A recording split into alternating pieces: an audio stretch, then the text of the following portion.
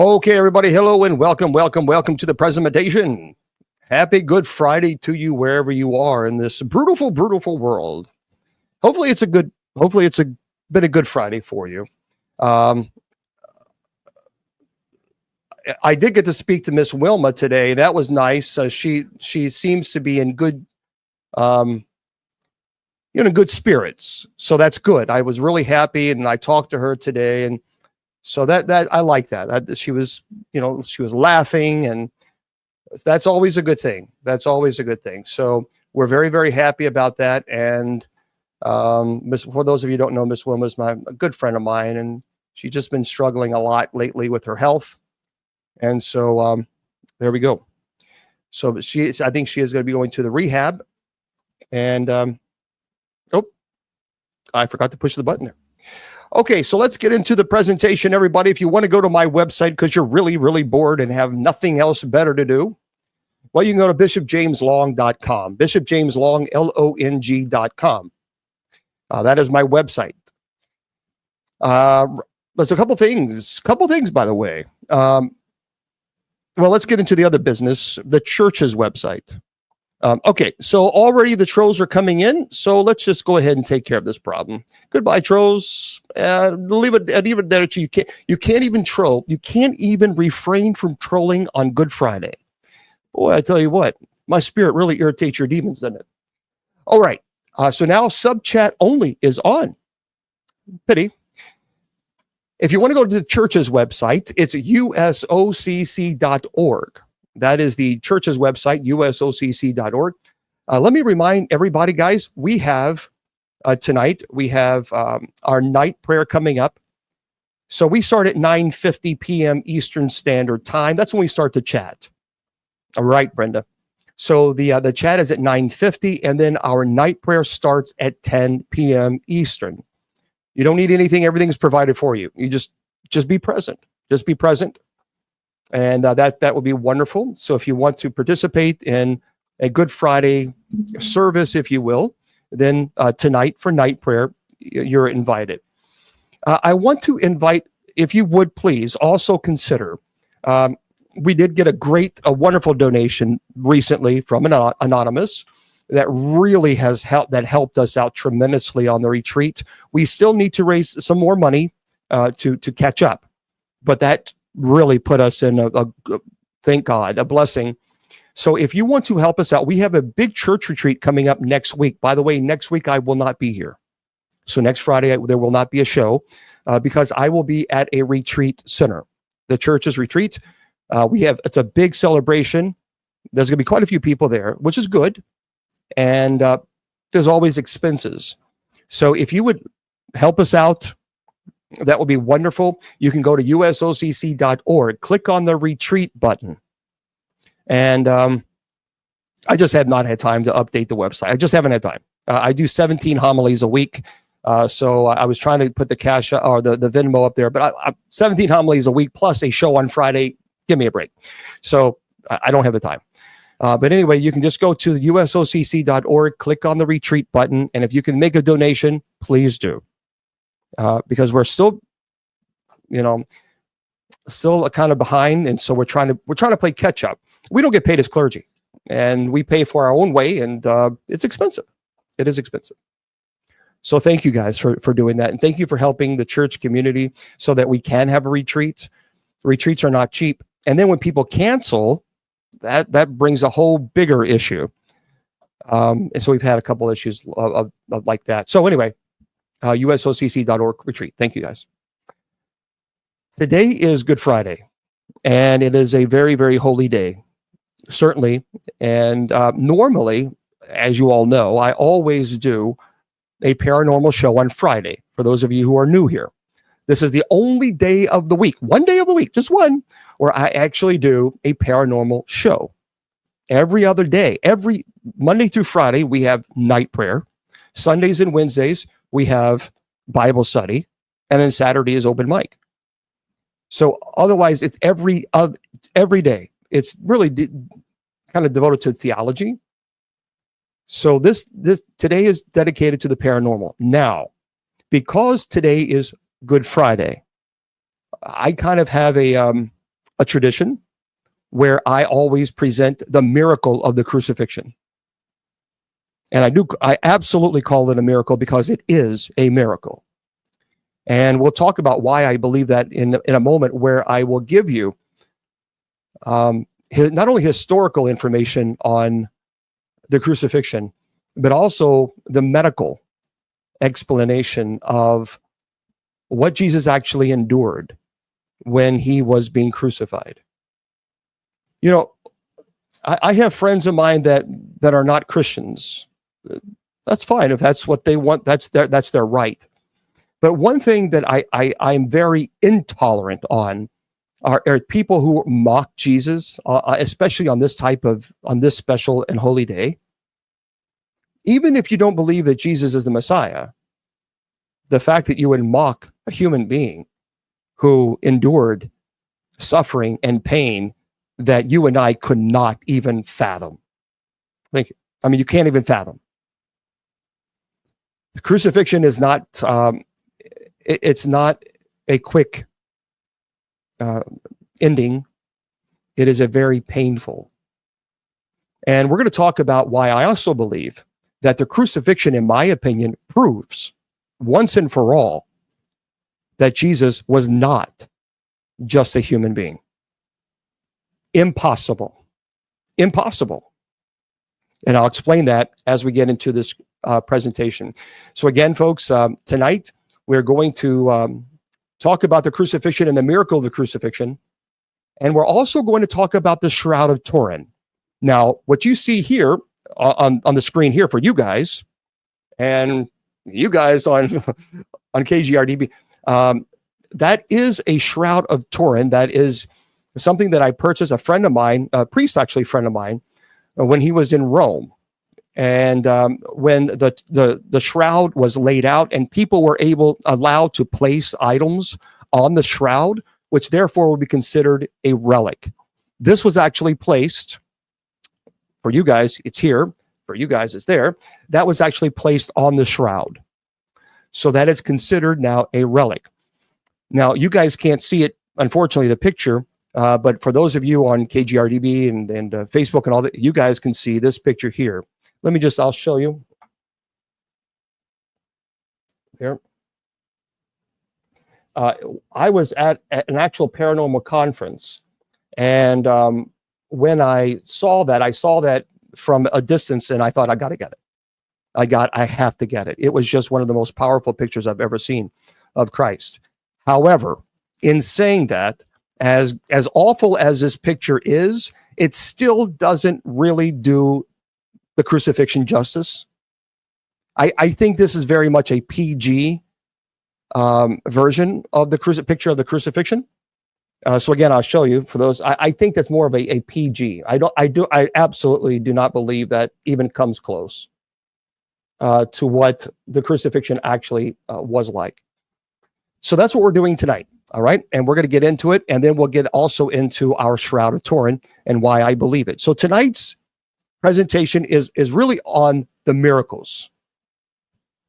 The miracle of the crucifixion and the miracle of the Shroud of Turin. And then later on, maybe I'll open the chat up to everybody. I had to turn it off because trolls couldn't behave. All right. I had a doctor on my show several years ago, maybe 10 years or so. And I asked him about the crucifixion and if he could explain from a medical perspective what Jesus would have endured. And many of this presentation is from the notes that I had as he studied the crucifixion in great detail. So let's get started. One of the most painful things for me, personally, I think, is to see Jesus mocked. Not because of beliefs. So let's just let those beliefs set aside for a moment. Let's set aside that he is our Messiah and that he did become human, visible form of the almighty, invisible God. What hurts me the most, I think, about mocking Jesus is the very little respect that people have for the real pain that he endured during the last day of his life.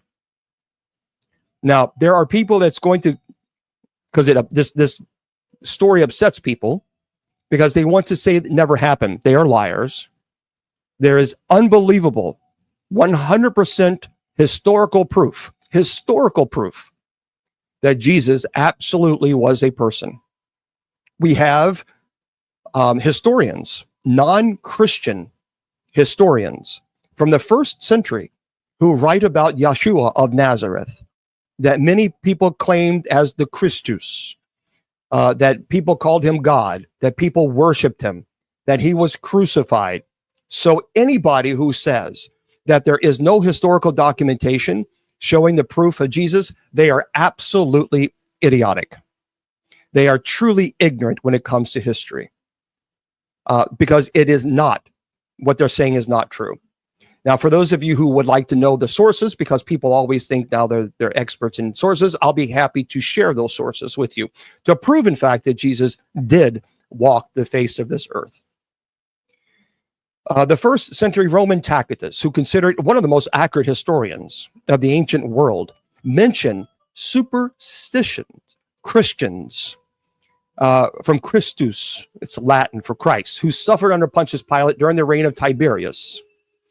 Also, Flavius Josephus is really the most famous Jewish historian, and in his Antiquities, he refers to James, the brother of Jesus, who was called Christ. There is a controversial verse in chapter 18, verse 3, that says, "Now there was about this time Jesus a wise man, if it be lawful to call him a man, for he was one who wrought surprising feats. He was the Christ. He appeared to them alive again on the third day, as the divine prophets had foretold these and 10,000 other wonderful things concerning him."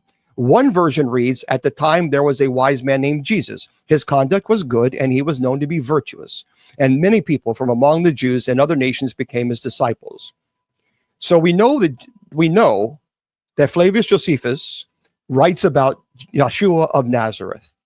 Also, Julius Africanus quotes the historian Thallus in a discussion of the darkness that actually followed the crucifixion of Christ. So there was an eclipse. And there is historians who write about this eclipse, this complete darkness that occurred at 3 p.m. when Christ passed away. Pliny the Younger, in chapter 10, verse 96, recorded early Christian worship practices, including the fact that Christians worship Jesus as God. They were very ethical, and he includes a reference to the love feast at the Lord's Supper. The Babylonian Talmud, Sanhedrin 43a, confirms Jesus' crucifixion on the eve of Passover and the accusations against Christ practicing sorcery. I can give you a massive list of historical writers that were not Christians who write about Jesus of Nazareth. Therefore, anyone who says Jesus did not exist it's intellectually dishonest. It's simply not true. Okay, thank you guys. So I think what hurts the most is knowing how badly Jesus was mocked. And even today, that people have very little respect for the real pain that he endured. So this presentation is to present to you what he endured during his crucifixion. So when atheists or even non-believers mock the cross, it upsets me because they're mocking the suffering of another human being, even if they don't believe Jesus is the Messiah. But we do know that he was crucified. See, that in essence is dehumanizing yourself for your own personal entertainment. It's not only despicable, it's heart-wrenching. When did we grow so cold and callous? When did our hearts become like stone and mock such pain? Well, where is the tolerance and respect for equality for Christ? See, you can choose not to believe in him as the Son of God, and you can choose not to accept him as your Savior, but you cannot choose whatever you wish and deny his human suffering and that he was crucified. So let's get into the crucifixion. This information obviously is also extracted from articles that's written by physicians. Thank you. I'm not a physician, obviously, but I think that these presentations will open your eyes. All right. But of course, the physical passion of the Christ began in Gethsemane. of the many aspects of the initial suffering, one of the greatest physiological interest is the bloody sweat. It's interesting that in St. Luke, the physician, St. Luke was a physician, is the only one to mention this. And he says, and in being in agony, he prayed the longer, Jesus, and his sweat became as drops of blood trickling down upon the ground. Every trick imaginable has been used by modern scholars to explain away this description, apparently under the mistaken impression that it just doesn't happen. A great deal of effort could have been saved had the doubters consulted medical literature. Though very rare, it is an actual phenomenon called hematidrosis. It's a bloody sweat. It's well documented. Under great emotional stress of the kind that Jesus suffered, tiny capillaries in the sweat glands can break, thus mixing blood with sweat. And this process might well have produced a marked weakness and possible shock. So hematidrosis had been seen in patients who've experienced extreme shock to their system or stress. And a case history is actually recorded in a young girl who had a fear of air raids in World War I. She actually developed the condition after a gas explosion occurred in the house next door. Another report mentions a nun who was threatened with being unalived by the swords of the enemy soldiers. She was so terrified that she bled from every part of her body and died of hemorrhage in the sight of our assailants. Now, scripture says after the arrest in the middle of the night, Jesus was next brought before the Sanhedrin and Caiaphas, the high priest. And it is here that the first physical trauma was inflicted. A soldier hit Jesus across the face for remaining silent when questioned by Caiaphas. The Roman soldiers were brutes. This wasn't a slap. This was a punch. And Roman soldiers were quite powerful and strong. And it's quite possible that there would have been damage done to the eye socket or a part of where Jesus was hit. The palace guards then blindfolded him. They mockingly taunted him. And as they passed by, they spat upon him and then struck him in the face. And then they were mocking him, saying, "Oh, who did it? You're the Son of God. Who did it? And then this person hit you. Who?" And they would consistently punch him. So now he was bleeding from this anticipation of knowing what the crucifixion meant. And then he was blindfolded and punched in the face repeatedly. Thank you. Now, in the early morning, battered, bruised, incredibly dehydrated, probably still sweating, exhausted from his sleepless night, Jesus is taken across the praetorium of the fortress Antonia. It's the seat of the government of Judea, Pontius Pilate.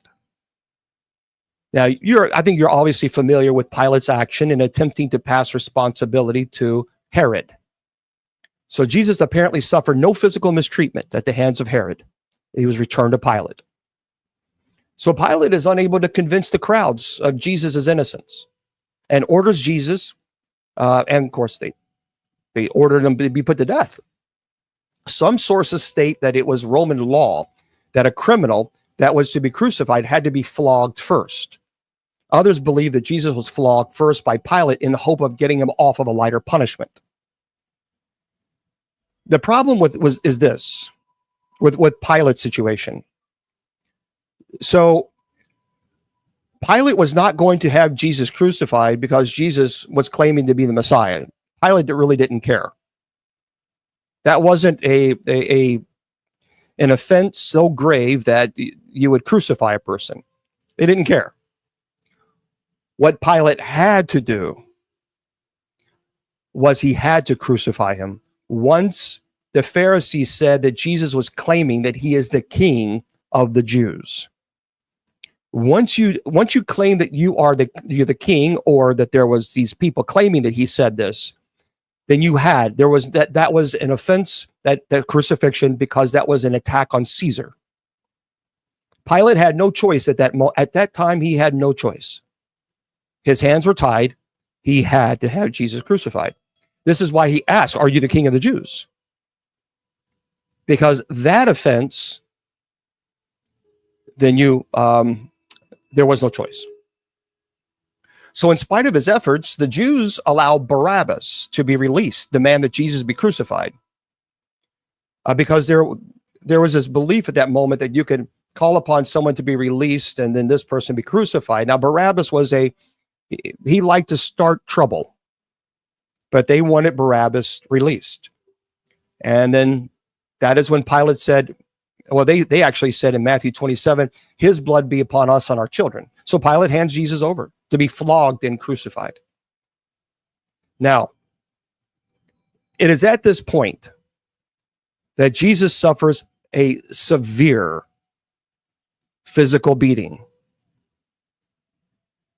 During a flogging, the victim was tied to a post, leaving his back entirely exposed. The Romans used a whip called a flagrum, and it consisted of small pieces of bone and metal that was attached to a number of leather strands. The strands was very long, and they would tie the bone into the strand, and there were multiple bones. There's a reason for that. When they would whip a person, it would go around the person's body and they would pull back. And as they pulled back, the bone would embed in the skin and it would rip the skin off of the body. It was quite gruesome. Now, the number of strikes is actually not recorded in the Gospels. The number of blows in Jewish law was actually set in Deuteronomy chapter 25, verse 3 at 40. But it was actually later reduced to 39 to prevent excessive blows by a counting error. So the law stated that if a person was condemned to be crucified, then they would beat a person. So in other words, the victim sometimes died from just the beating alone. 39 hits was believed to bring the criminal one from death. So they would beat the person so viciously, but they would stop at 39, because if they were to exceed that, then the person would expire. Now, they would get in extreme trouble if, in fact, they did this, because if a person was condemned, then the crucifixion had to occur, because the Roman guards could get in severe punishment themselves if they flogged them to the point where the person expires prior to being crucified. That's why the centurion, the general or the leader commander came in and was screaming at them. The reason is he was screaming at them because they had whipped Christ so many times that he was no longer recognizable as a human being. And that's actually what Scripture says. So, and again, please understand, for those of you who are watching this, this is intense, but I'm not going to sugarcoat this, nor should we. So, flesh was hanging off of his body. Isaiah speaks of this, the suffering servant, where his beard was plucked. In other words, he was hit so harshly and violently that his skin would be hanging off of his face, and you could see the skull. So this is why Scripture says that they were so, it was unrecognizable, because they could actually see the backbone from the flogging. The amount of blood that he would have lost at this time would have been impossible for a human to sustain that type of beating and still make it to Golgotha. So the doctor that I spoke to said that he probably lost 40% of his blood just in the flogging alone. that by itself would make someone go into shock and expire. So that's one miracle, the fact that he continued. So here's how the doctor explained the flogging, because he's also a historian. And at first, the thongs in this, the whips, cut through the skin only. And then as the blows continued, they cut deeper into the subcutaneous tissues. And that would actually produce first an oozing of blood from the capillaries and then the veins of the skin. Finally, spurting arterial bleeding from vessels and the underlying muscles.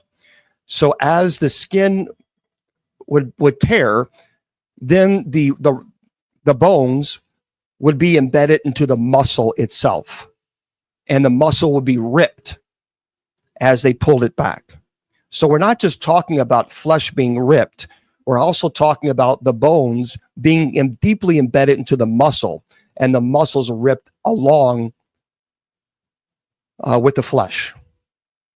So they had small balls of lead on these whips, and it produces large, deep bruises, which are broken up by subsequent blows. And finally, the skin of the back is, quite honestly, it's hanging in long ribbons. The entire area is unrecognizable mass of torn, bleeding tissue. It no longer looks like a back, to the point where the muscle is exposed as well as the shoulder blades. So you can see the actual shoulder blade. And when it was determined by the centurion in charge that the prisoner is near death, the beating is finally stopped. So the half fainting Jesus is then untied and allowed to slump to the stone pavement and in a bloody mess. As if that was not enough, again, keep in mind, he was punched in the face multiple times prior to this even occurring. Then the soldiers stripped and put a scarlet robe on him. This is important to note. The fabric at this time was quite heavy, and as Jesus was bleeding profusely from the back, and it was hot, when they put the robe on him, the robe then would stick to the body because some of the blood would dry up. So the robe now it's adhesive basically to the back. And so they twisted together a crown of thorns and set it on its head. And of course they put the staff on his right hand and knelt in front of him, "Hail, King of the Jews." So they spit on him and took the staff and then struck him on the head again and again, obviously, which would cause concussions. And probably at that time, a cracked skull.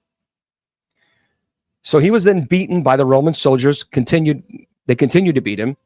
And in mockery, they dressed him in what was probably a cloak of a Roman officer. And that was colored dark purple or scarlet. Now, they slammed the crown of thorns on his head. Unlike the traditional crown, which is depicted by an open ring, just the open ring, actually, many people believe that the actual crown of thorns may have covered the entire scalp. Thank you. The thorns that you see are between 1 to 2 inches long, and they're very thick, incredibly hard to break. So the gospel states that the Roman soldiers continued to beat Jesus on the head. The blows would have driven the thorns deeper into the scalp, one of the most vascular areas of the body, and the forehead, causing severe bleeding and extreme neurological pain. The doctor that I spoke to said that alone, even if he wasn't beaten, the crown of thorns alone being slammed on his head with millions of veins being affected, the neurological damage by that alone it would have been impossible for anybody to even walk, let alone carry a beam from a cross to Golgotha. There's no doubt in my mind, just from that alone, Jesus was more than a human being. A human being could not have endured what he endured and still walk from the Praetorium, where Pilate's Praetorium, to Golgotha. Golgotha, that's about 300 yards. So we're talking then 3 football fields that Jesus walked from the Praetorium with the beam all the way from the Praetorium to Golgotha. So when they took the scepter and they would beat the crown of thorns, they purposely hit him to the point where the thorns stuck so deeply embedded into the skull. So the neurological damage would have been impossible to comprehend. So finally, they tire their sadistic sport. Now, at this time, the robe is then ripped from his back. So you're talking about Jerusalem, where the sun, it is hot. The bleeding would have, some of the bleeding would have stopped or hardened, and the fabric would have basically, almost like glue, it would have stuck to his back. What they did is they took this cloak and then ripped the cloak from his back, opening up all the wounds all over again. And the bleeding would have been extreme. Now, so already having adhered to the clots of blood and serum in the wounds, its removal caused excruciating pain, just as the careless removal of a surgical bandage, and almost as though he were again being whipped. The wounds once more began to bleed quite fiercely. What's interesting is the severity of the beating is not detailed in the gospel. However, in the book of Isaiah, it says that the Romans pulled out his beard. I talked about that earlier. Isaiah chapter 50, verse 8. So they ripped his beard from his face. It would have been hanging down off of his face. It also mentions that Jesus was beaten so severely that his form did not look like a human being anymore. The little translation of the verse in Isaiah 52, verse 3 says, "So marred from the form of man was his aspect, that his appearance was not as that of the Son of Man." So you couldn't even tell he was a human being anymore. It also says people were so appalled to look at him because of the grotesque disfigurement. Now, from the beating, Jesus walked on a path known as the Via Dolorosa, or the way of suffering, to be crucified in Golgotha. Now, there's some debates. Some people are saying it's 300 yards. There's other historians that say, no, it's 650 yards. So if it's 600, let's just say 600 yards. Well, again, that's 6 football fields. So even if we were just to say, well, let's just say 500 yards, 5 football fields. It was a narrow street of stone. It was probably surrounded by markets in Jesus's time. And he was led through the crowded streets carrying what's called the crossbar. It's a crossbar. He did not carry the entire cross. That would have been far too heavy. The crossbar actually weighed between 80 to 110 pounds. So it would have been well over 300 pounds just to carry the entire cross. And really, that's not how they did this. So he would carry the crossbar that would go on his hands. And they placed that over his shoulders, keeping in mind that the crossbar is now rubbing against the very shoulder where flesh is hanging off. Okay, so it was about 80 to 110 pounds. And in spite of his effort to walk just straight up, the weight of the heavy wooden beam together with the shock produced copious blood loss, even more. he stumbles and he falls. The rough wood of the beam, it actually then gouged into the lacerated skin and probably came down on his neck, or certainly his head, where the crown of thorns were. So he tries to rise, but human muscles have been ripped apart and pushed beyond their endurance. So the centurion, anxious to get on with the crucifixion, he chooses a helper, Simon of Cyrene, to carry the cross. And Jesus follows, still bleeding, in complete and total shock. Clammy sweats of shock, and probably still being whipped by the centurion to keep moving until the 650, or let's say 500-yard journey to Golgotha is finally complete. So Jesus is offered a wine mixed with myrrh. He refuses to drink. There are some historians that argue that this type of drink was to help with the pain, but I would disagree with that.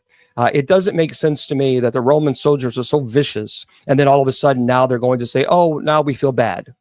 So that doesn't make a whole lot of sense. So Simon is then ordered to place the crossbar on the ground, and Jesus is now thrown backward onto his shoulders against the wood. At this time, there's no question his shoulders are broken. Some people say, however, I disagree, because it says in Scripture that Jesus, even through the whipping, did not suffer a broken bone. Now, the procedure of the crucifixion is as follows. The crossbar was put on the ground. The victim is laid upon it. The nails, they're about 7 inches long, with a diameter of it's about basically a 3/8 of an inch. They were driven into the wrist. They were not driven into the palms. And the reason is because the palms wouldn't be able to support the upper body. Basically, it would rip right through the hands. So the wrist here is where, because there are 2 bones right here. And so the Romans were quite well versed in anatomy. And so they knew that if they here, then it would hold up the upper part of the body. So that's where the points would go into the vicinity of it's called the median nerve, causing extreme shocks of pain to radiate through the entire arm. So as the nail goes in, the hand would go immediately this way, and the nerves. Carpal tunnel syndrome is baby cakes compared to this. Complete the unbelievable pain that he would have experienced just from that alone would put someone in shock and probably cardiac arrest. So it was possible to place the nails between the bones so that no fractures or bones, even broken bones, occurred. So studies have actually shown that nails were probably driven through the small bone of the wrist, since nails of the palms wouldn't support the weight of the body. And by the way, in ancient terminology, the wrist was considered part of the hand in ancient terminology. And standing at the crucifixion sites would be upright posts called stipes. They stand about 7 feet high. And in the center of the stipe was a crude seat called the sedulum, which served as like a support for the victim. So the crossbar, the beam, was then lifted onto the stipes. And the feet, so basically what you would have is the person would be hanging, and then they would lift the person up while they were hanging. And then they would move the crossbar onto the stipe, the long bar, and slam it. So then the feet were then nailed to the stipe. And to allow for this, the knees had to be bent or rotated laterally, and being left in a pretty uncomfortable position. The titulus was hung above the victim's head. So they probably, some people say there's a part in the ankle that they could have used, or even in the right in the middle of the foot. So now you have a nail that's either in the ankle or in the middle of the foot there. So as he pushes himself upward to avoid the stretching torment, he places then his full weight on the nail of his feet. And again, there's searing agony of the nail tearing through the nerves between the bones of the feet. And at this point, the arms fatigue. Now you have extreme, and many people don't think about this. At this point of time, Jesus is experiencing extreme Charlie horses. Cramps all over his entire body. There are great waves of cramps that sweep over the muscles. So on his calves, on his legs, on his back muscles, certainly in the shoulders, in the arms, his entire body is cramping up with extreme, if you would, Charlie horses. Knotting them in deep, relentless, extreme throbbing pain. And with these cramps comes the inability then to push himself up. So what they would do is, as your arms are spread out, they would push themselves up so they could breathe. They can get air in their lungs, and then they'd fall back down. And by hanging by his arms, the pectoral muscles are paralyzed. The intercostal muscles they're unable to respond. So air can then be drawn into the lungs, but it can't be exhaled. So Jesus fights to raise himself in order to even get one shorter breath. And then finally what happens is carbon dioxide builds up in the lungs and in the bloodstream, and the cramps partially subside. So spasmodically, he's able to push himself upward to exhale and then bring in life-giving oxygen. So Jesus experienced 3 hours of this while on the cross. Limitless pain, cycles of twisting, joint-rendering cramps, intermittent partial asphyxiation, searing pain, where tissue is torn from his lacerated back and body as he moves up and down on this rough timber, to try to get air. Then, as if that's not enough, another agony begins. It is a terrible, crushing pain deep into the chest as the pericardium slowly fills with serum, begins to compress the heart. This is interesting because if you remember the 22nd Psalm, the 14th verse, I am poured out like water, and all my bones are out of joint. My heart is like wax. It is melted in the midst of my bowels. It's describing Jesus in the crucifixion. But now it's almost over. The loss of tissue fluids has reached a critical level. The compressed heart is struggling to pump heavy, thick, sluggish blood into the tissue. The tortured lungs are making a frantic effort to gasp in small gulps of air. And the markedly dehydrated tissues send their flood of stimuli to the brain. Jesus then gasps his fifth cry, and he says, I thirst.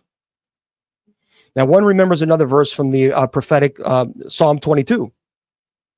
Psalm 22 says, my strength is dried up like a potsherd, and my tongue cleaveth to my jaws, and thou hast brought me into the dust of death.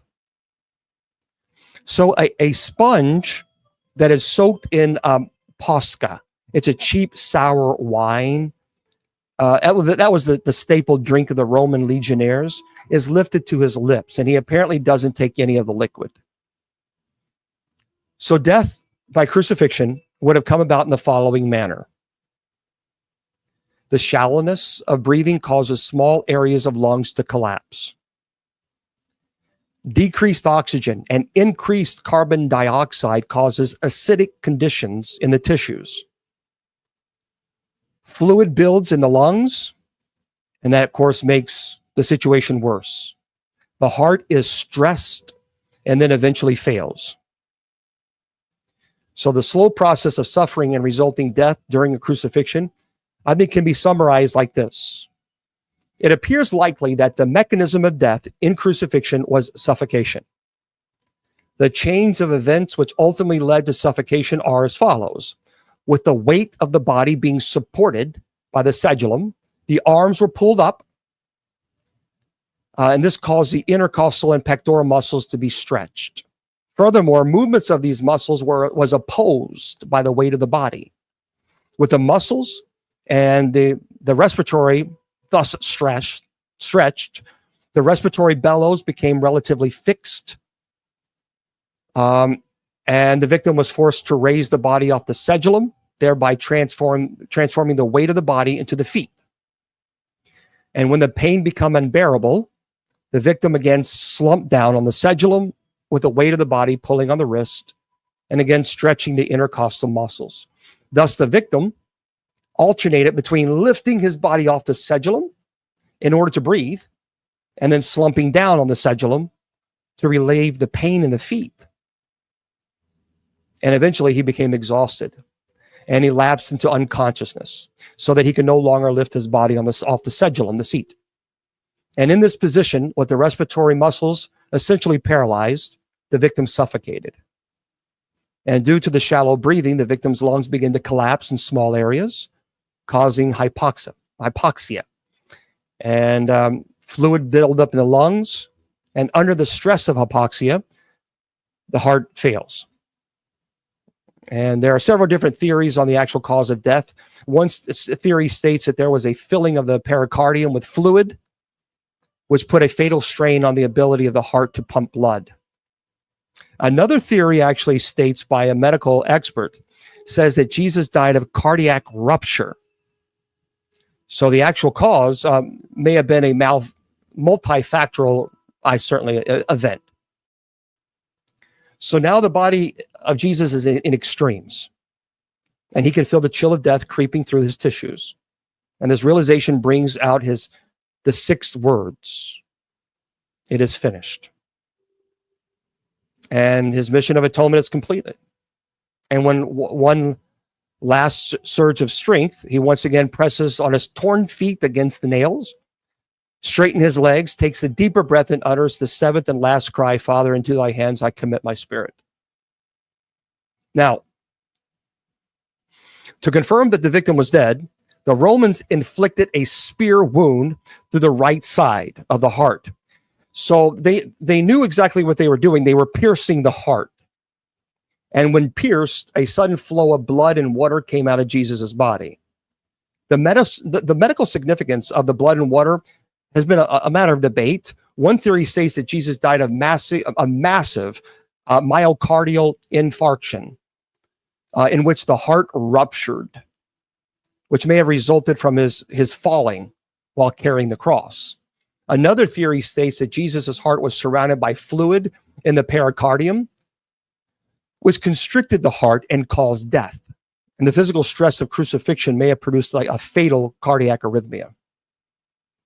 And the stated order of blood and water may not necessarily indicate the order of appearance, but rather than relative prominence of each fluid, they pierced the heart sac. And that is how, in fact, Jesus died. So even for those of you who may not be Christians, mocking the crucifixion says a lot about that person. Because even if you don't accept Jesus as a Messiah, the fact that you can mock this type of suffering that he actually endured, that's pretty scary. Jesus endured all this in the flesh.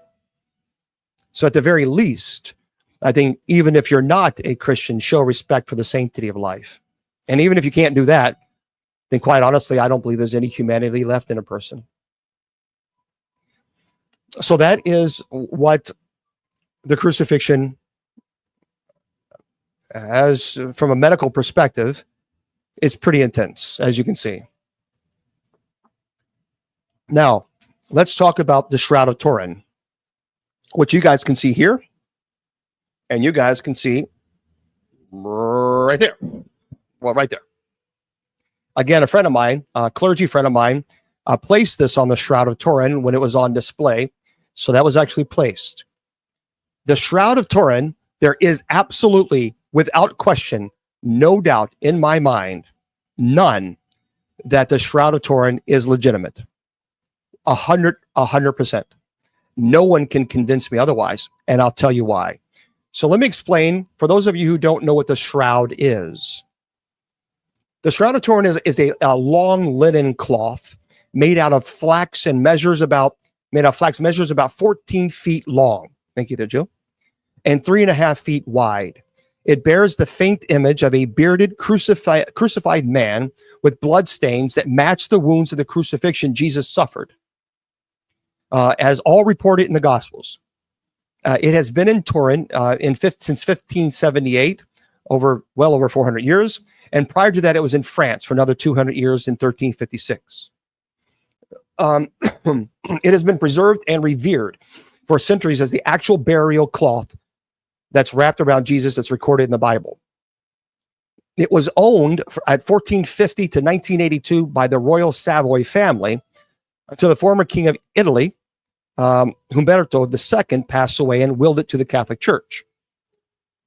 So the shroud has been on display for numerous public exhibitions over the past 650 years. Now, the history to its arrival in France is not continuous, and therefore critics have alleged it was the work of medieval artists. Incorrect. 100% incorrect. And anyone who says this is intellectually dishonest. The discovery of a key document in 1993, a Hungarian Pray manuscript dated in 1192, confirms that the shroud was in Constantinople and stolen by crusaders in the Fourth Crusade. So this bridges the gap between 1204 and 1356, when the shroud's whereabouts was in question. And some say that it was in possession of the Knights Templar who participated in the Fourth Crusade, were said to venerate a mysterious image.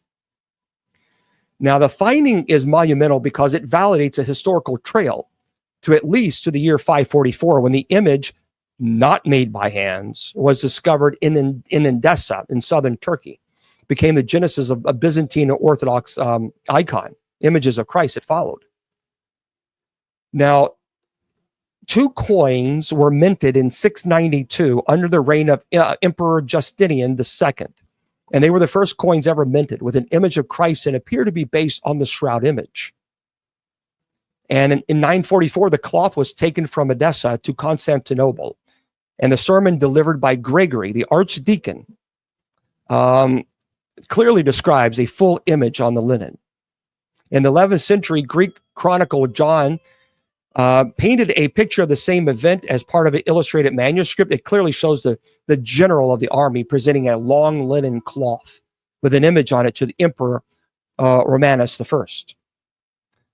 Now, the science, because that's what we need to talk about. In 1898, the shroud was photographed for the first time, and the first pictures led to the discovery that the image on the cloth is actually a negative. The image becomes a positive in a photographic negative. And this discovery startled the scientific community. And in 1931, there was another, it was photographed, the shroud again, with a more advanced film technology, confirming that the shroud is indeed a negative image. Now, in 1950, Dr. Barbet, it's a prominent French surgeon, published a doctorate at Calvary documenting 15 years of medical research on the shroud image. He described the physiology and pathology of the man as a shroud as anatomically perfect. 1973, Max Frey, a noted Swiss criminologist, was given permission to take dust samples from the shroud, contained much pollen. He discovered 22 pollen species from plants that are unique to areas around Constantinople and Edessa, and 7 pollen species from plants common only in Israel. Thank you. And the pollen trail appears to corroborate the historical trail. 1975, Air Force scientists John Jackson and Eric Jumper used a VP8 image analyzer designed for the space program. And this is what really shocked people. It discovered that the Shroud image contained encoded 3D data, not found in ordinary reflected light photographs. And that discovery indicated that the cloth must and had to have been wrapped around a real human figure at the time the image was formed. In 1978, the Shroud was on public exhibit for the first time, and in 1933, and was displayed for 6 weeks. So 1980, National Geographic magazine published a landmark article in the Shroud, further propelling the cloth into the science limelight, calling one of the most perplexing enigmas of the modern times. In 1980, the same year, Walter McCrone, who was not a part of the Shroud project, was given several fibers to analyze. And after finding iron oxide particles and a single particle of paint, he broke ranks from the Shroud scientists who had agreed to make all findings public. McCrone proposed that the Shroud was a painting, a red ochre paint, created from iron oxide particles suspended in thin binder solution. However, McCrone's finding is no way agreed with any of the highly sophisticated tests. By the way, his claims have all been dismissed. It turns out that the iron oxide is a natural result of soaking the linen for days. It's called retting, where iron ions from the water attach to the fibers and oxide. So in 1981, after 3 years analyzing the data, the Shroud of Turin project research made their findings public. All the scientists agreed. We can conclude for now that the Shroud image is that of a real human form of a scourged, crucified man. It is not the product of an artist. The blood stains are composed of hemoglobin and give a positive test for blood. In 1988, the Shroud was carbon dated by 3 laboratories, Oxford, Zurich, and Arizona. They indicated a date range from 1260 to 1390, indicating that the cloth had only been 700 years old. This earth-shattering news seemed to contradict the Shroud's authenticity. However, in 1997, a prominent Israeli botanist and a professor of Hebrew University confirmed the presence of a flower images on the Shroud. He verified 28 different pollen species and plant images.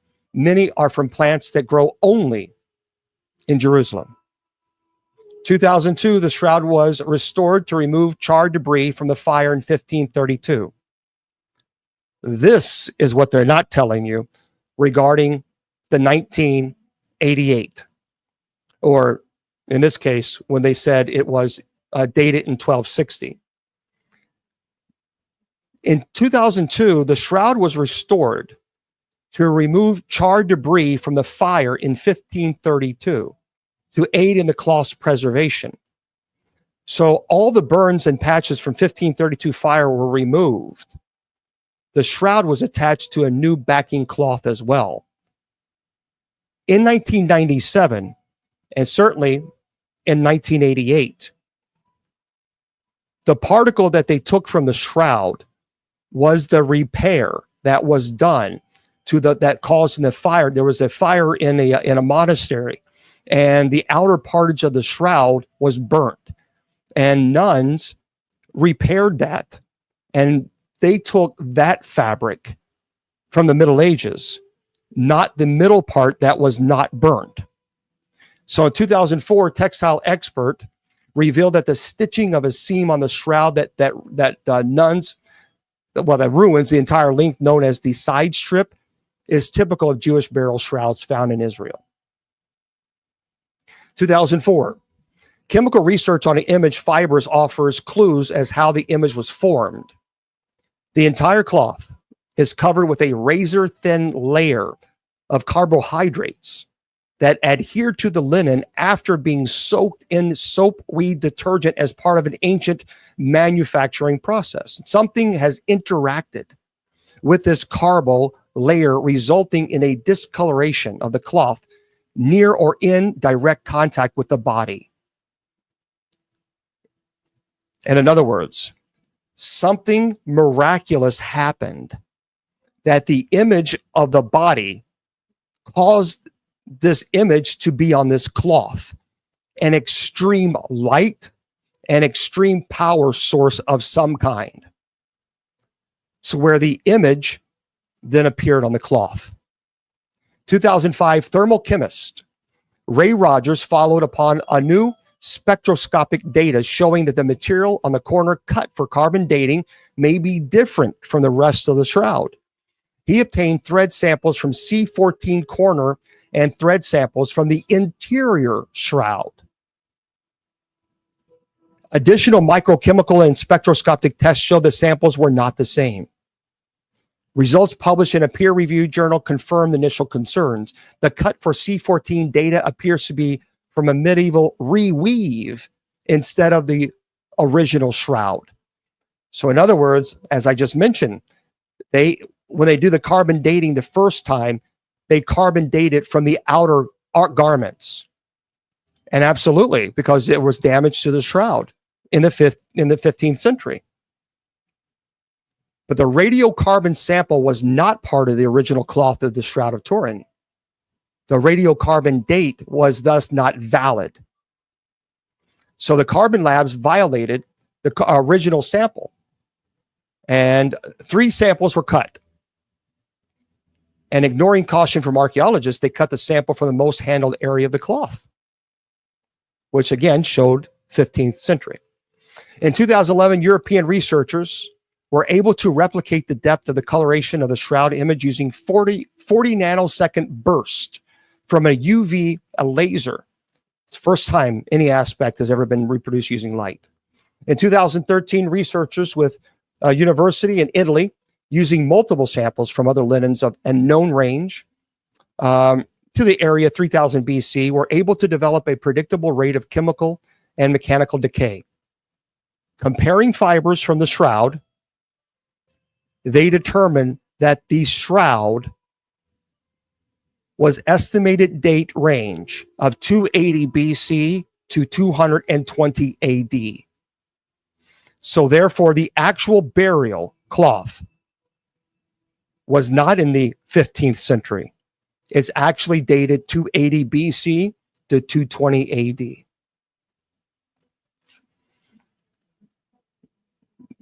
The results also found in the 2013 research, 1, they found no inorganic pigment present, no substances manually applied to the cloth, no artistic substances are on the cloth, no collagen binder as would be used with paint, blood test positive, and the blood, by the way, is AB positive with human DNA.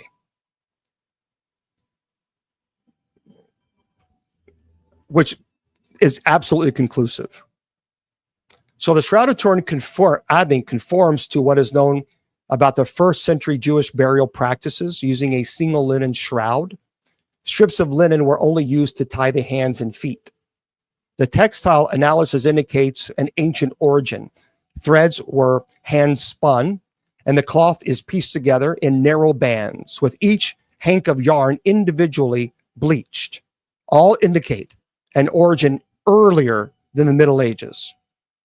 If a shroud wrapped a human corpse, as several medical forensic specialists believe, and if it originated in Israel, which it did, as many botanists believe, then can it ever be proven to be Jesus? Well, yes. Yes. 1, people who were crucified were not, the crown of thorns was not placed on their head. That was not a common practice at all. That was only reported in Jesus' crucifixion. The abrasions and bruises on the face, the wounds on the side, listen to this, there were over 120 whip marks found on the shroud. Over 120. There was blood on the arms, nail wound to the wrist, nail wound to the feet. The legs were not broken. That's important, and I'll tell you why.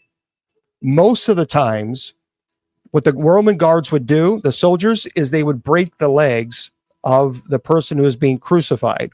Sometimes, because they weren't whipped as violently as Jesus was whipped, sometimes it would take 2 or 3 days for a person to pass away from crucifixion. So what the Romans would do is they would take a huge hammer and they would break the legs. The reason is they did that is because then the person who's being crucified couldn't lift up and get air in the lungs. Jesus' legs were not broken. Also, it does show post-mortem blood flow from side wound and on the back. The legs are pulled up due to rigor mortis, and the blood is from actual wounds and show evidence of gravity from a vertical position, crucifixion.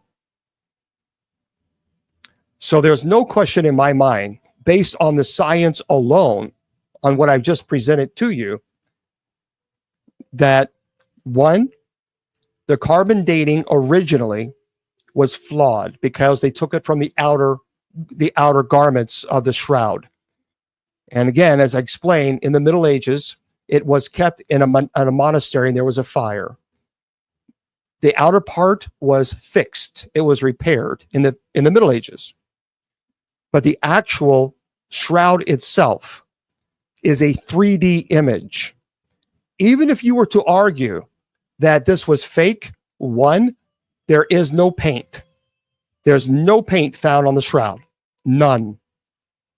Two, it would be humanly impossible in the Middle Ages.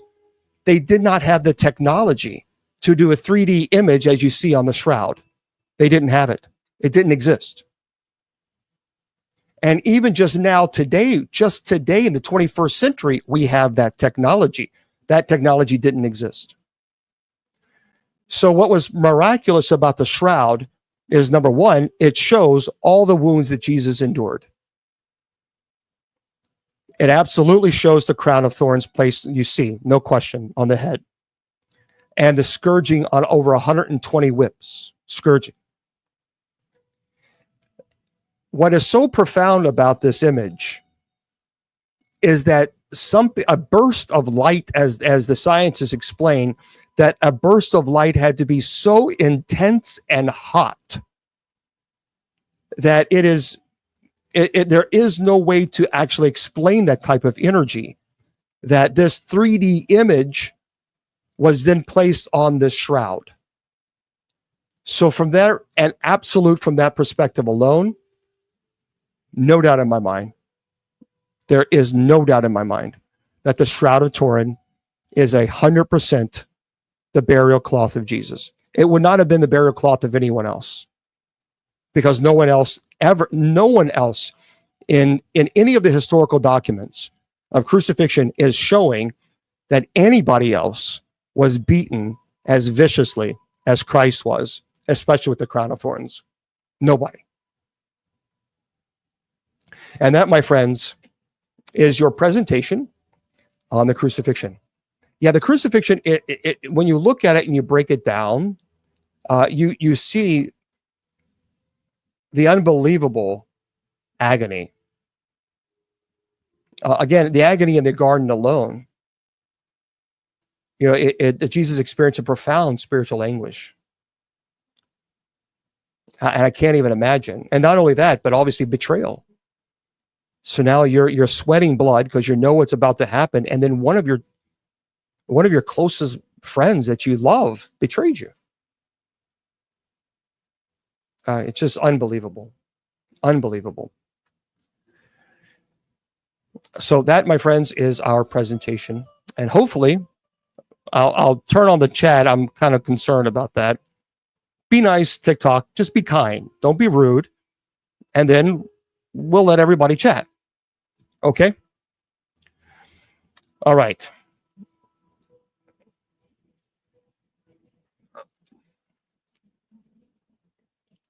Now,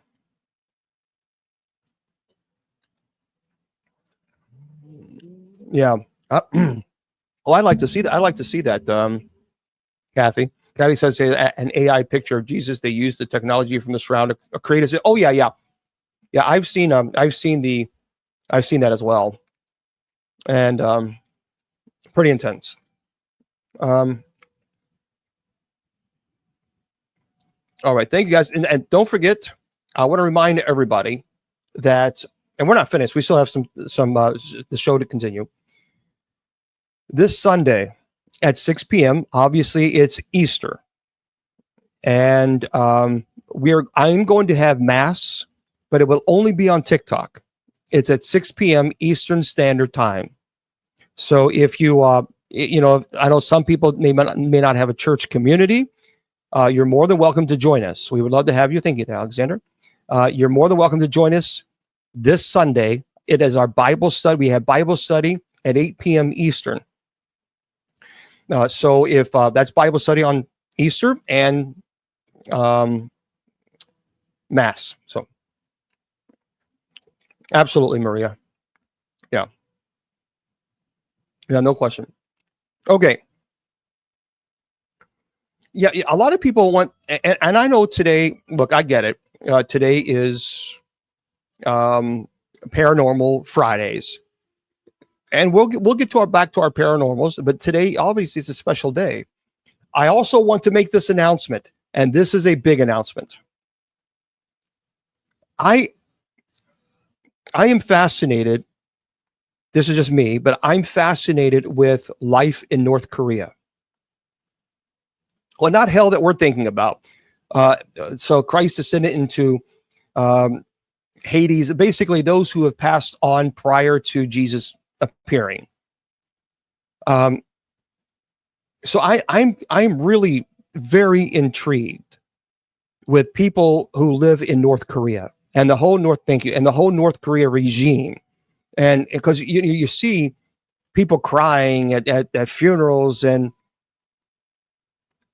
I had an opportunity on TikTok. I was flipping through TikTok, and I saw a gentleman who escaped North Korea twice. And I asked if he would be willing to join us and do an interview and talk about what life is really like in North Korea. What do the North Koreans really believe about the Kim Jong-un and the Kim Jong family, and what is life really like? And he has agreed to be a special guest on this show. So it will be a Friday. We haven't 100% whatever. Charles, I'm just going to block you. Seriously. I mean, you're going to complain that I'm actually giving a presentation on Good Friday? Really? Go away. Anyway. So we are going to have him on a Friday show. And I'm really looking forward to that. So, and we won't be here next Friday. And so there we go. Okay. Sub chat on for the rest of the show on TikTok. Sorry. Not interested. Couldn't even take sub chat off for 5 minutes. Let that sink in. People ask me all the time, am I afraid of demons? What am I? No, I'm not afraid of demons. What frightens me is that a priest is talking about Good Friday, and then people actually say, why are you on here talking about Good Friday? Are you a real priest? Are you this? Really? Really? I did a presentation for you on Good Friday. See, what actually frightens me more than demons is how people can be so incredibly hateful online and judgmental, and then lay their heads on the pillow at night and not give a second thought of the things that they've said, during the day. That's frightening to me, because as human beings, we're supposed to be more compassionate. And that to me is a problem. Matthew chapter 7, verse 2 says, you're going to be judged in the same manner you judge others. Okay. So anyway, sub chat on is for the rest of the night. If you don't like it, speak to your therapist. Yeah. Well, we talked about how we just talked about how Jesus died. And and keep in mind, people always ask, Jesus saying, my God, why have you forsaken me? And that proves that Jesus is not the Son of God.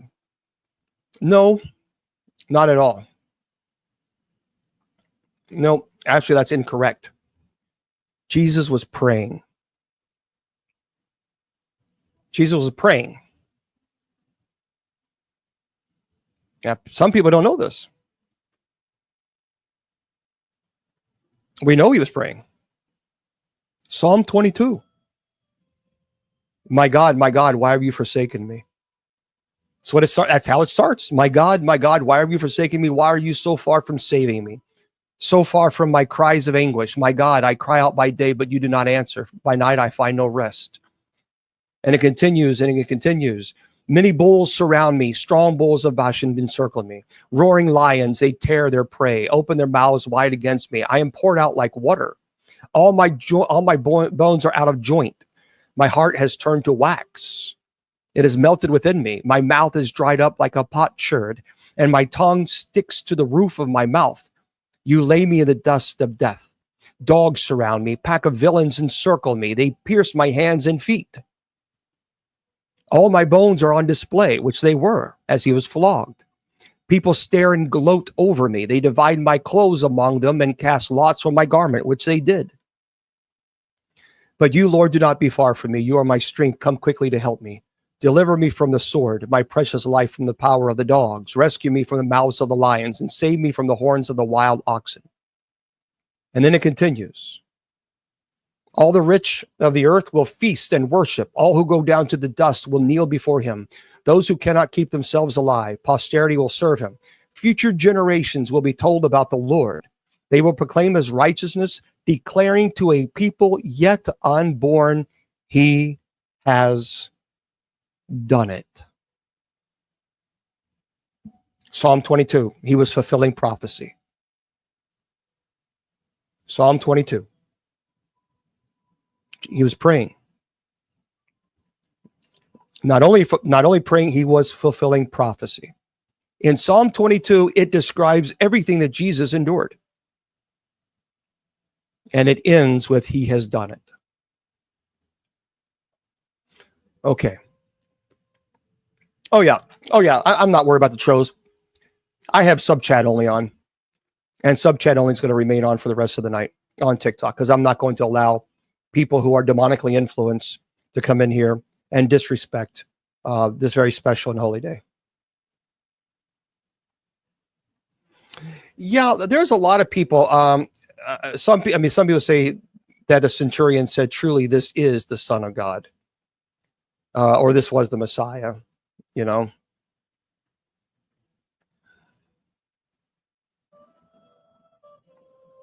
Okay, so if you guys have any questions about the crucifixion, I'll be more than happy to answer that. Why did Jesus have to die? Yeah, well, the centurion, we see this in Mark chapter 15, and even the Gospel of Matthew. And so says, truly, this man was the Son of God. And we see this, so yeah. Okay.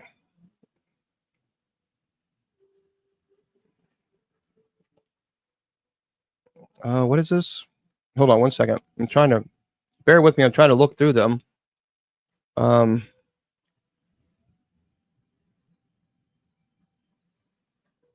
gotta get my reading glasses. Hold on, everybody. That's what happens when you get old. It's hard to see these things. They're so small print. Okay. Yes. I'm getting old. Okay. let's see, Psalms or song. Yes. No, he wasn't singing. He was praying. Yeah. So the folded napkin. Okay. So there was a fold. So there was a part, a head part of the linens. The story of the folded napkin is often associated with an interpretation. It involves Jewish customs of the time, but the interpretation, some people are debating that interpretation. The passage comes from John chapter 20, verse 6 through 7, where it describes how Peter and John entered the empty tomb of Jesus and found the linen cloths lying there and the napkin, which had been on his head, not lying with the linen cloths, but folded up in a place by itself. That's what you're referring to. I look a day over 30. Well, thank you, but I'm in my 50s, so I appreciate that. So the interpretation has grown around the scene, suggests that the folded napkin relates to a Jewish dining custom. So according to the story, a servant would know that he could clear the table if a master was done with his meal, if the napkin was wadded up.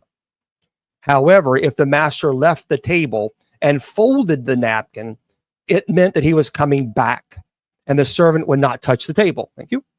And this has been used like a metaphorical indication that Jesus was signaling his return.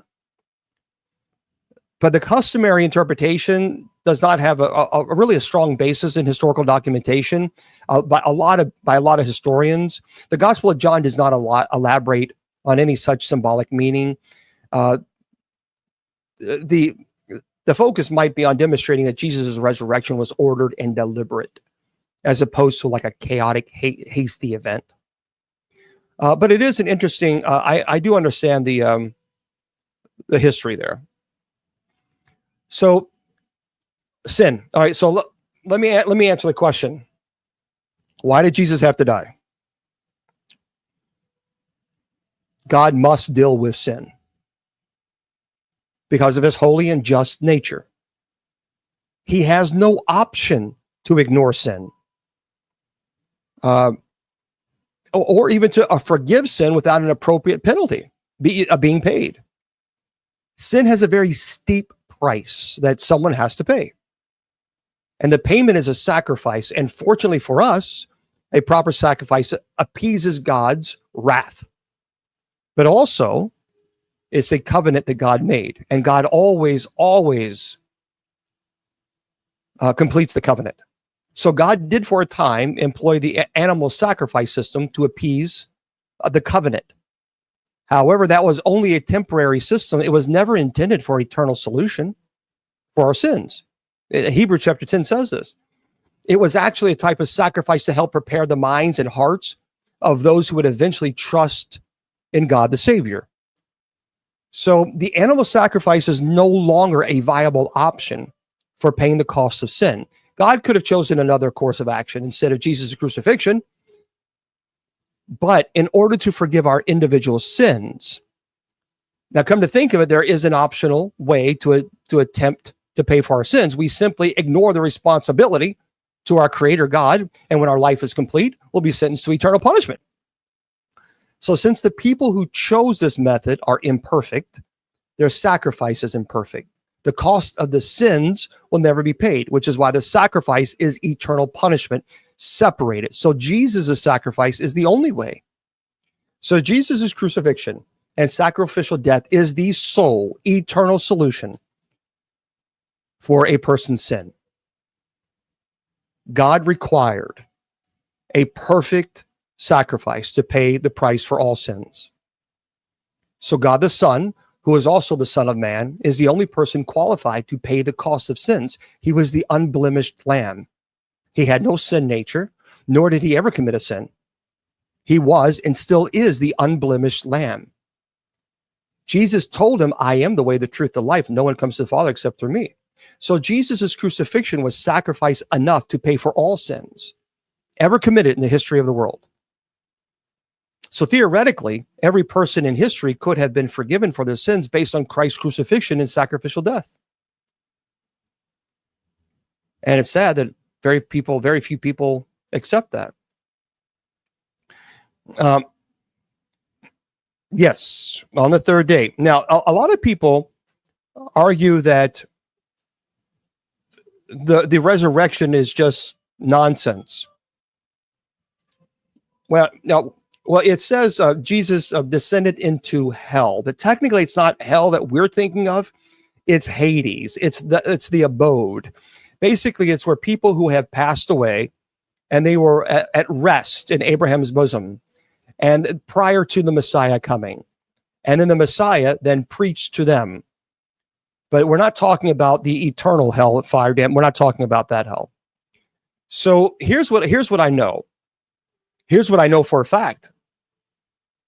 No ifs, ands, or buts about this. And no one, even the most staunch atheist, cannot refute this. And that's this. Jesus' disciples were, for the most part, laborers. Crucifixion was, thank you there, Jeff. Crucifixion was terrible. Remember, they saw their Messiah being viciously crucified. That in of itself was terrifying. And understandably so. And because they were with Jesus and his disciples, they were terrified that the Pharisees could say, aha, these people need to be put to death too, because they were saying he's the king of the Jews. That was insurrection. And insurrection, that would have been death. So the disciples knew full well that their life was in danger. And it was. So we know that these people were terrified. And again, understandably so, after they just saw Jesus, whom they loved deeply, being crucified. Remember, you also have to remember that their idea of a Messiah was to overthrow the Roman Empire. So from birth, they were taught that the Messiah would show up and overthrow the Roman Empire. Well, now they absolutely say, yep, this is the Messiah. This is the Messiah. And now Jesus is crucified. So they have put all of their faith into Jesus, whom they believe was the Messiah, and they saw him terribly tortured. And now they're thinking, what have we done?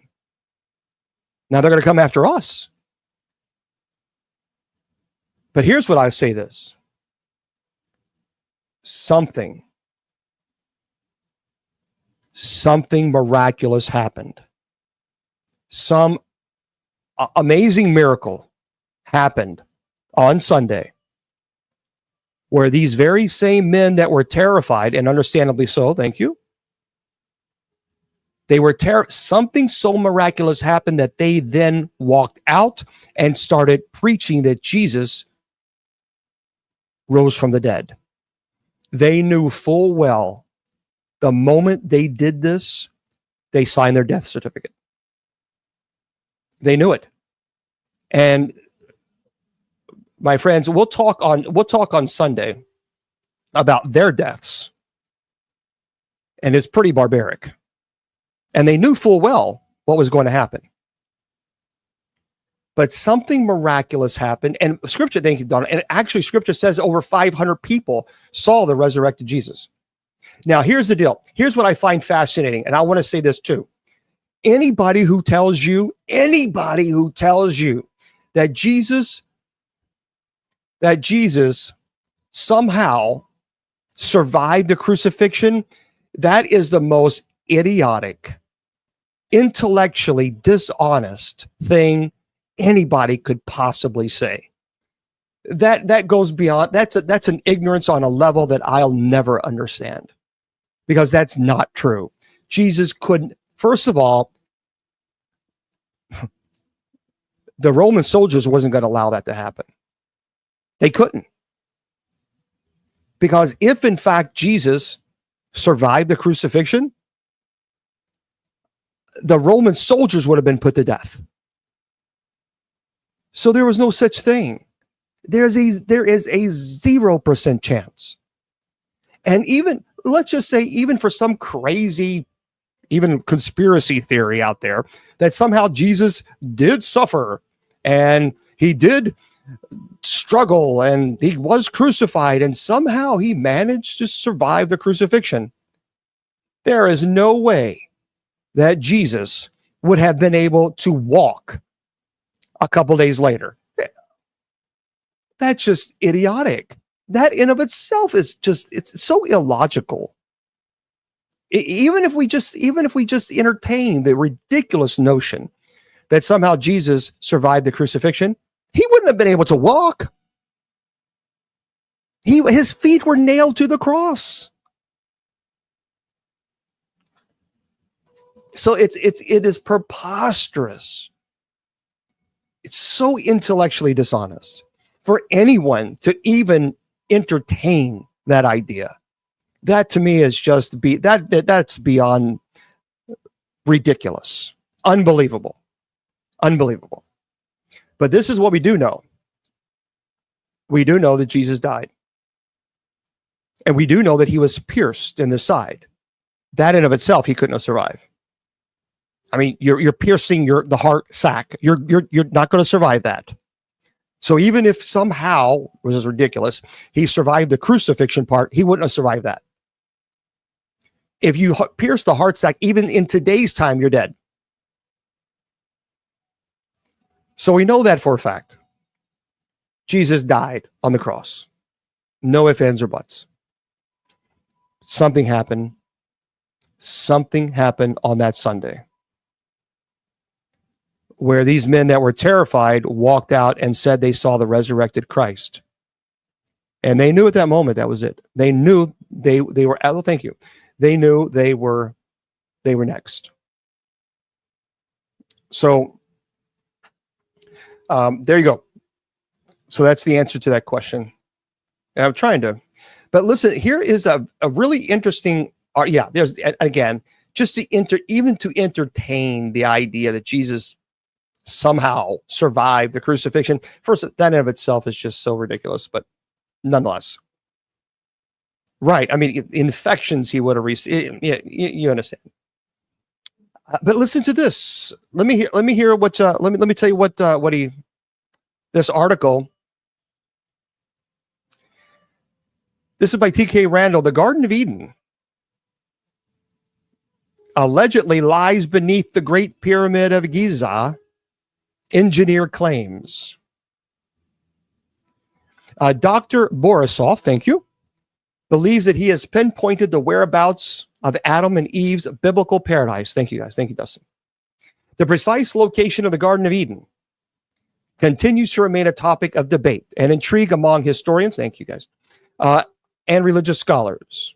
Clues as to its alleged whereabouts can be found in the Bible, which reference 4 rivers flowing: Pishon, Gihon, Tigris, and Euphrates, as well as the land of Cush, now Ethiopia. So this has led to the general consensus that the Garden of Eden was situated in Mesopotamia, modern-day Iraq, though not everyone is convinced by this interpretation. Now, computer engineer Dr. Borisov has published a new study in which he contends, rather controversially, that the Garden of Eden is not in Mesopotamia at all, but is in fact the site of the Great Pyramid in Egypt. His research involved combining mythological symbolism with geographical analysis of the region. Quote, examining a map from around 500 BC, it becomes evident that that the only 4 rivers emerging from the surrounding ocean are the Nile, Tigris, Euphrates, and Indus, he wrote. And it's clear that the pyramid itself resembles the sacred tree of life. I think that's a stretch. But Dr. Borisov's conclusions have certainly generated some heated debate, although there is still nothing definitive to link the Great Pyramid with the biblical paradise. All things considered, we'll probably never know if there's any truth to this theory or not. So there we go. If you've not heard about this, this guy is claiming that's where it is. Who knows? Who knows? Okay. I want to share a couple of real life, speaking of miracles, as we talked about the Shroud of Turin, which is miraculous. And certainly the crucifixion in of itself is miraculous. And I say it's miraculous because the fact that Jesus was so viciously beaten and lost that amount of blood. There is no other human being. No human being could possibly lose that much, 40% of his blood, and at the same time maintain consciousness to walk 500 yards. And on top of all of that, don't forget the crown of thorns. So you have this extreme neurological pain that would have been unbearable just to walk, just to move your head, let alone walk. So just from a biological, just from a medical perspective only, the fact that he was still able to walk 500 yards in of itself is a miracle. Now, speaking of other miracles, I'm going to share a couple other miracles with you that you may not have ever heard of. And this is a really interesting, this is by Jody Smith, the 1917 Miracle of the Sun, S-U-N. So in May 1917, children returning home from shepherding reportedly encountered an apparition of the Virgin Mary in Fatima, Portugal. She allegedly told the children of her plans to appear on the 13th day of the next 6 months, prompting the kids to rush home and tell their parents of their vision. People hoping to see the Virgin Mary at the appointed time gathered in Fatima to watch a miracle. October 13, 1917, the Virgin Mary appeared only to the children and predicted the end of World War I. And as the story goes, she then presented the 70,000 in attendance with a silver sun to clear the stormy skies, which was actually written in the paper at that time. It says the silver sun was seen to whirl and turn in the circle of broken clouds. A cry went up from every mouth, and the people fell on their knees on the muddy ground. The light turned a beautiful blue, as if it had come through the stained glass window of a cathedral and spread itself over the people who knelt with outstretched hands. The blue faded slowly, and then the light seemed to pass through yellow glass. People wept and prayed with uncovered heads in the presence of the miracle they had awaited. The seconds seemed like hours, so vivid were they. And that is a reporter who was there. Non-believers and believers alike provided eyewitness accounts for daily newspapers across Portugal, corroborating the movement of the sun. Some theories suggest, of course, that the event was a mass hallucination brought on by fervor and the need to see something unexplainable. The problem with that is there were quite a few skeptics there that were no longer skeptics.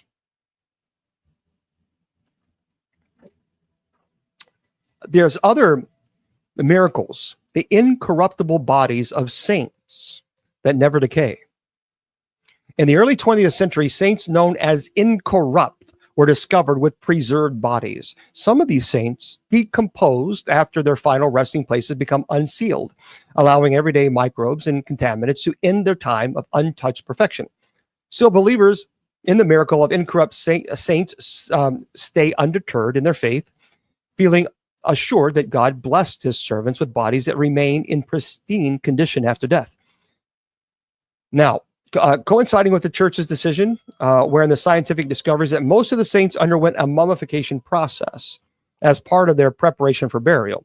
Other saints, meanwhile, had the luck, the author says, of being kept in chilled vaults that put off decay.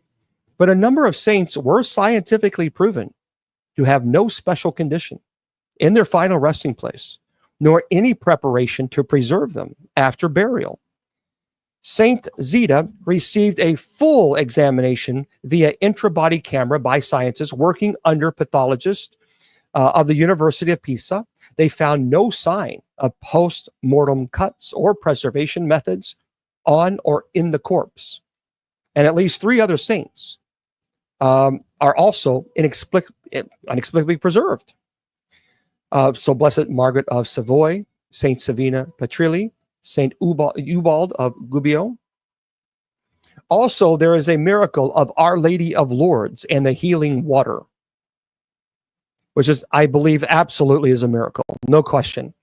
In 1858, in Lourdes, France, a 14-year-old girl named Bernadette lived with her family in an abandoned prison. Bernadette went with her sister and her friend to collect firewood on February the 11th. She lagged behind due to asthma and found herself alone at the grotto, while the other girls had already crossed the cold stream. According to Bernadette, as she worked to remove her socks and shoes, gusts of wind issued from the grotto before a blinding light followed. A woman dressed with white robes with a blue sash, yellow roses on her feet, and a rosary in her hands appeared to Bernadette and encouraged her to pray. And Bernadette's companions did not see any of this and brushed off her account or vision. She visited the woman daily over the next 15 days, despite police intervention and her parents' disapproval. On February the 25th, the woman told the Bernadette to drink from and bathe herself in the fountain, but there wasn't one. So the girl dug with her fingers until she found an underground water spring that still flows today. It cannot be explained. 3 days later, the woman told the girl to build a church on the land, but the local clergy dismissed her until 1862, when they officially decreed the Virgin Mary had indeed revealed herself. Millions flocked to the spring annually. And the Medical Bureau of Sanctuary claims upwards of 7,000 visitors have received complete healing from their ailments by immersing themselves in the spring. Each cured person submits their transformation to the Bureau for scientific authentication before leaving the holy grounds. Of the 7,000 reports of healing since 1862, 66 remain completely unexplained by science. Bernadette became Saint Bernadette after committing herself to a life of servitude as a nun, and is one of the incorrupt saints recognized by the Catholic Church. That's pretty powerful, isn't it? Let me share another one, which is really powerful.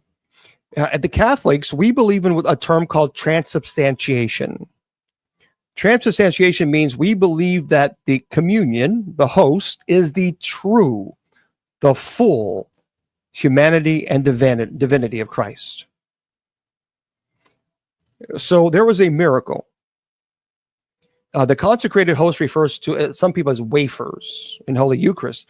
Catholics believe that the wafers, along with the wine, turn into the actual body and blood of Christ during their priest consecration.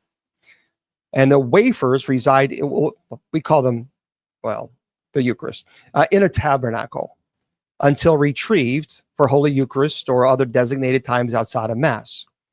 16 months after a 2016 earthquake in Italy, a priest claimed he recovered 40 consecrated hosts from the Our Lady of Assumption Church. The priest said he found the host container had fallen in the quake, but the lid remained intact. He maintained the host showed no signs of mold or staleness about them after almost a year and a half being locked in the rubble of the tabernacle.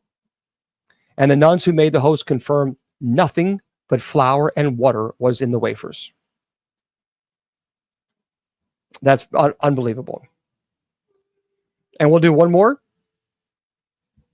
The weeping statue of Our Lady of all nations in Akita. This is an amazing story. The statue of Our Lady of all nations in Akita, Japan, was carved from a Judea tree in 1963.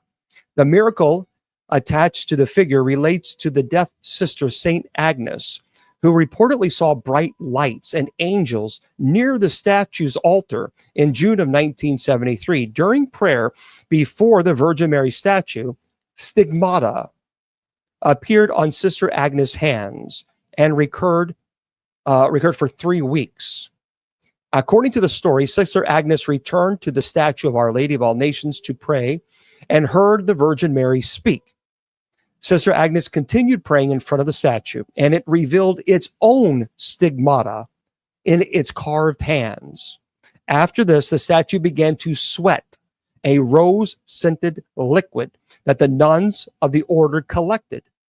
In January of 1975, the figure started weeping, and so did on multiple occasions until September of 1981, with one such episode airing on television. Allegedly, not only was Sister Agnes cured of her deafness in 1982, but a visitor was also cured of her brain cancer in 1981 after praying in front of the statue.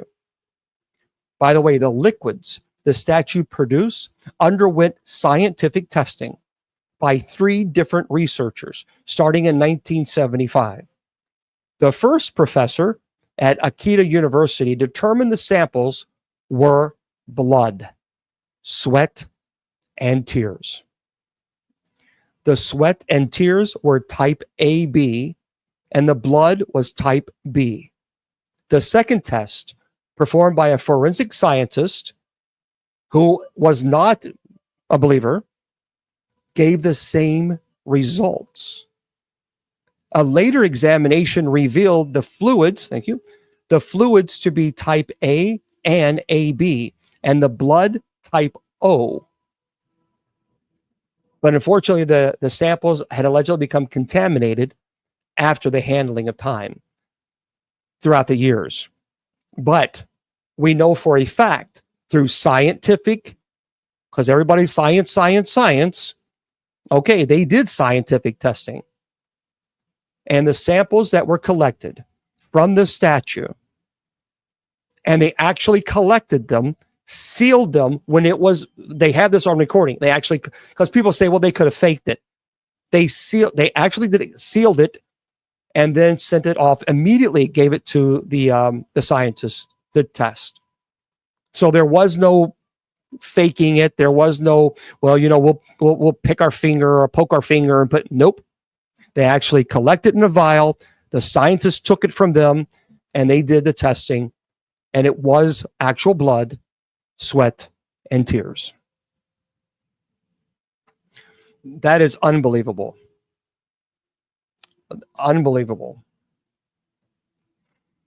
So this is on this, very special Good Friday. Hopefully you have enjoyed this. I always try to make sure that Good Friday is, I always present the Crucifixion, the Shroud of Turin, but I also like to end with documented miracles. And hopefully, maybe if you're struggling with your faith, maybe you get so angry with denominations because denominations are so focused on money and power and exclusion. And maybe that's why you've turned away from Christianity. But keep in mind, that's not Christianity. And I've said this before to my friends in Bible study. This is Christianity. When Jesus' flesh was hanging off his body, when the crown of thorns was slammed on his head, when he was beaten multiple times with the rod, with the soldiers hitting him in his face, and his beard actually hanging off of his face. And he was unrecognized as a human being. They couldn't recognize him. I'm absolutely convinced that the only reason that he got to Golgotha is because he was thinking of you. One more step for Bill. One more step for Mark. One more step for Abigail. One more step for Gina. One more step for Laura. One more step for Judy Ann. One more step for Tracy and Jax. Jennifer. One more step for you. I'm absolutely convinced that he thought of you every step.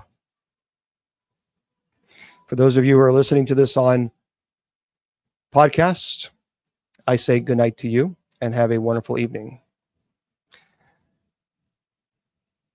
I want to remind everybody that don't forget, we do have night prayer coming up at the top at 10 p.m. 10 p.m. Eastern Standard. This will be podcasted. And And so I'm going to do this right now. Okay. I'll just Sacred Division. Okay. We'll put that in there. That way you guys can have it. So I'll publish in just a second.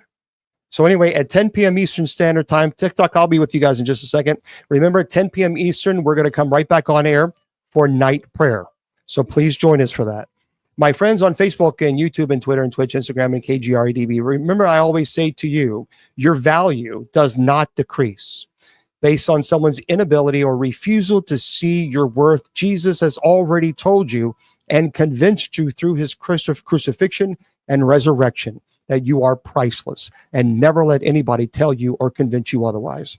Good night.